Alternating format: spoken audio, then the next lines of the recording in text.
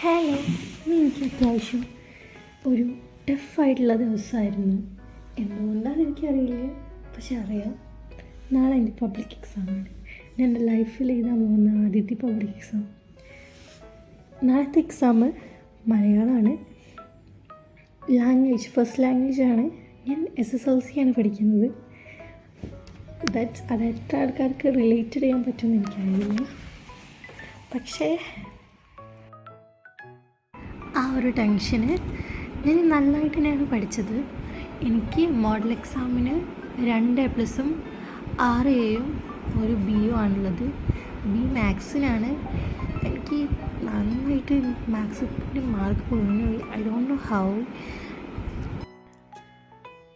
ആദ്യത്തെ 2 ദിവസം നല്ല വിഷമമുണ്ടായിരുന്നു, പക്ഷേ ഇപ്പം അങ്ങനെ അത്ര വലിയ വിഷമമൊന്നുമില്ല. ഇപ്പം നമ്മൾ അടുത്ത പരീക്ഷ പഠിക്കൽ എന്നതിലേക്ക്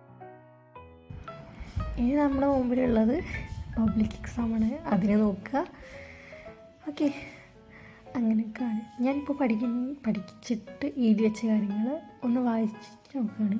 അപ്പോൾ നമുക്കെല്ലാം കൂടെ ഒന്നും കൂടെ മൈൻഡിൽ വരും. പിന്നെ ഞാൻ ക്ലാസ് കാണും.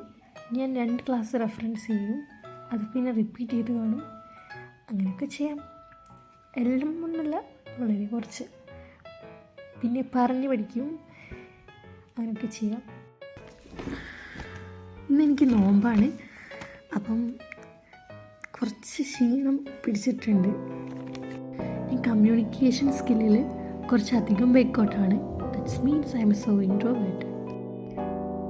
ഈ വീഡിയോ എടുക്കുന്നതിന് മുമ്പേ ഞാൻ സൈലത്തിൻ്റെ ക്ലാസ് കണ്ടു. ഇപ്പോൾ ഞാൻ കാണുന്നത് എച്ചുപോട്ടിൻ്റെതാണ്. ഒരു 12:29 ആയി. പിന്നെ ഫോണിൽ ചാർജ് തീർന്നു.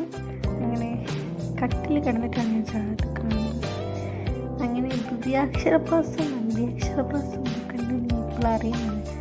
അപ്പം അതൊക്കെ പഠിക്കുകയാണെങ്കിൽ ഒരു റിസൾട്ട് എന്തെങ്കിലും ആയിക്കോട്ടെ, നമ്മൾ എഫേർട്ട് ചെയ്താൽ അതിന് റിസൾട്ട് കിട്ടും.